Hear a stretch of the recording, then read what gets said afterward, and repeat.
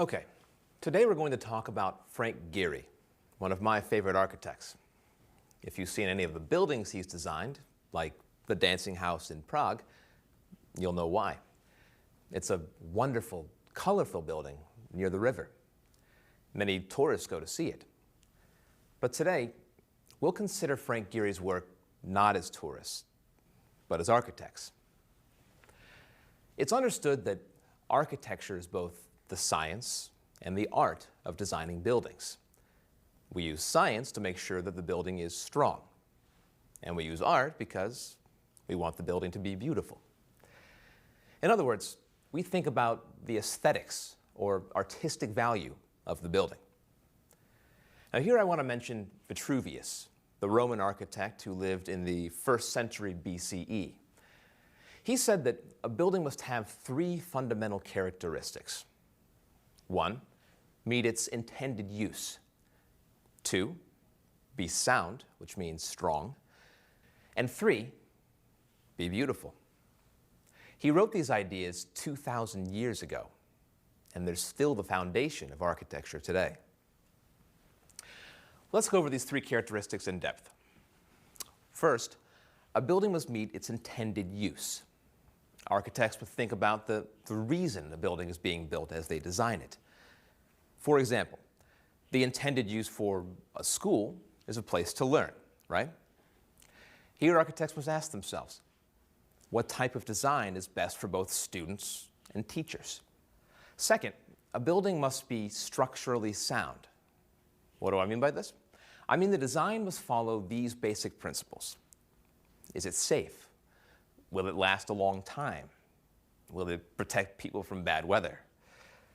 Architects agree that a building must be able to do all of these things. Third, a building must be beautiful. Now, aesthetics is a harder principle to agree on, and buildings last a long time if they're built properly. And so something built 50 years ago may not be considered beautiful now. Styles in architecture change, like with clothes or cars. All right, to highlight what I've said thus far, in addition to meeting the intended use, a building's design must also be structurally sound and aesthetically pleasing to people. Is everyone clear on this? Now I'd like to shift to talking about Frank Gehry's work and how he applied these 3 characteristics of architecture. Have any of you seen his buildings, like the Walt Disney Concert Hall in Los Angeles or the Fish Dance Restaurant in Kobe, Japan? That looks like a gigantic fish.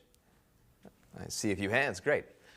Then you'll know what I mean when I say his style is very distinct. He was an architectural pioneer who wasn't afraid to try new ideas. His designs are exciting and inspirational because they push us to explore the possibilities. Specifically, how can we describe his style? I can think of 3 words: resourceful, playful, and innovative. It's resourceful because of the building materials. It's playful because of the bright colors and fun designs, like his store in Venice, California with giant binoculars at the entrance. And it's innovative because he said goodbye to traditional architecture and experimented with new ideas. Now let's look at these 3 descriptions one at a time. Resourceful. In the 1970s, Gehry started utilizing simple building materials in his designs, like sheet metal and plywood. In fact, he's famous for using chain link fence, the kind of fence you see around construction sites to keep people out. I'm sure you've all seen it around a building being built. Since he knew the fencing would always be there, he decided to use it in his designs. For example, he designed a mall in California with a huge wall, 6 stories high, covered in chain link fence. He went on to use other materials, of course, but he started there. Playful. His designs use bright, bold colors like yellow, orange, blue, and gold. Examples include the EMP Museum in Seattle and the DG Bank building in Germany. And finally, innovative. Many of his buildings don't have straight walls. He uses irregular angles and shapes. A great example of this is the Vitra Design Museum in Germany. That's V-I-T-R-A. The building looks like it could fall down, to be honest. But of course it won't, because Gehry designed it to be structurally sound. So how did Gehry develop his dynamic style? Up until the early 1970s, he did traditional architecture. However, he didn't feel it allowed him to be creative enough. He began experimenting with his design ideas by working on houses, including his own house in Santa Monica, California, which he worked on from 1977 to 1978.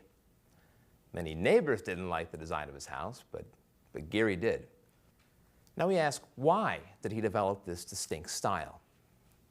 He once said that he thinks like an artist. For him, a building is like a big sculpture or a big work of art. He pushes the limits of what is structurally possible from an engineering standpoint in order to create beautiful buildings. But I want to stress, he's also said that he always keeps in mind that a building is a sculpture that people interact with. If the building doesn't please them as a work of art and meet the intended use, he's failed in his objective. In closing, I want to say that Frank Gehry is a noteworthy architect because his work challenges me and other architects to consider how to use simple materials while designing strong, beautiful, and purposeful structures.